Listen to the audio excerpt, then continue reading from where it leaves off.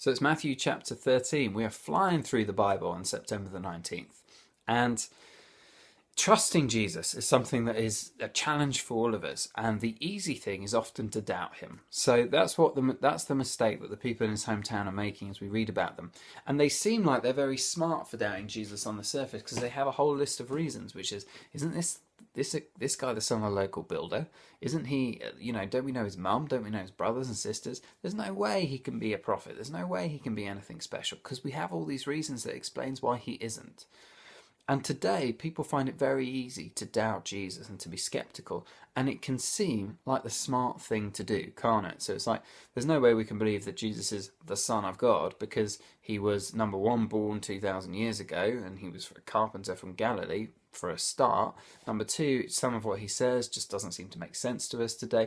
People have a whole list of reasons why not to believe in Christianity and in the person of Jesus. And on the surface, they can seem quite smart. But to dismiss something on the basis of the package it comes in is not always as smart as it might seem. So there's a poem that popped up in The Lord of the Rings. Not all that is gold glitters. All that is gold does not glitter. Not all who wander are lost. And it's getting at the fact that beneath the surface of people who can seem to be very, very ordinary, there's a whole wealth and depth. And to dismiss them on the basis of surface level things is a big mistake. It will be like me finding an oyster and thinking because the shell isn't worth anything, the pearl inside is worthless too. It'd be like me walking down the street and seeing a diamond in a pile of dog poo and thinking, hey, because it's in dog poo, the diamond's not worth anything. On the basis of a parcel arriving wrapped in newspaper, I chuck it in the bin because it's wrapped in newspaper, so there can't be anything of value inside of it. That doesn't make any sense. For us, as Christians, we are the people who have seen something beneath the surface of the package that God arrived in the world in. He came to the lowest of the low. He was born the son of a carpenter. He was born the brother of James and all these sisters, and Mary, who was a little peasant girl, born of Mary.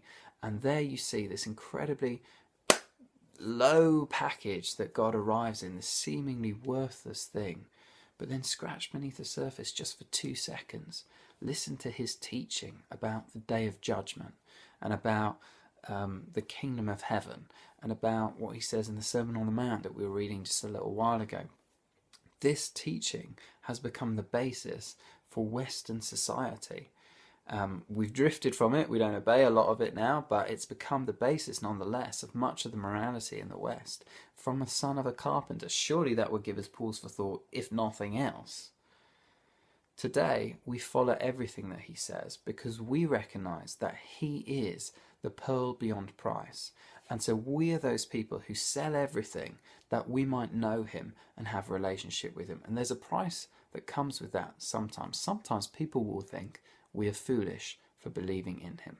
But the message of today is it's better to be thought of a fool for trusting God than to be thought very smart for doubting him.